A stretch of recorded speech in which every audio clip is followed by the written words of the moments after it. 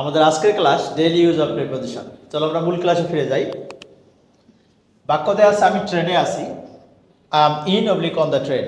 এখানে আমরা কোন প্রিপোজিশন ব্যবহার করব? ইন ব্যবহার করব না অন ব্যবহার করব? এক্ষেত্রে অনেক কনফিউশন থেকে থাকে।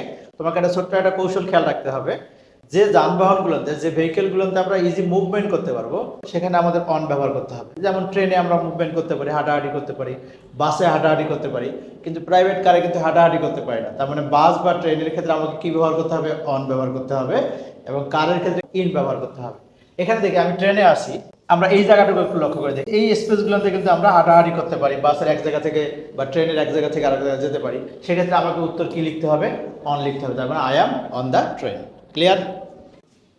এরপর আমরা দেখি আমি কারে আছি, এটা ইংলিশ কি হবে? I am in oblique on the car. এখানে আমাকে কি ব্যবহার করতে হবে? ইন ব্যবহার করতে হবে। কেন ব্যবহার করতে হবে? কারণ কারে তো আমাদের মুভমেন্ট করার কোনো অপশন থাকে না, এজন্য আমাকে ব্যবহার করতে হবে I am in the car. এরপর একটা আছে আমি বাসে আছি, এটার ক্ষেত্রে কি হবে? I am in oblique on the বাস। কি কারণে এখানে অন হবে? তোমাকে আগেই বলেছি যে বাসের ভেতরে কিন্তু একটা স্পেস থাকে যেখানে আমাদের ইজি মুভমেন্ট করার একটা অপশন থাকে, একটা নড়াচড়া বা হাঁটাহাঁটি করার একটা অপশন থাকে, ওই জন্য আমাকে ব্যবহার করতে হয় I am on the bus.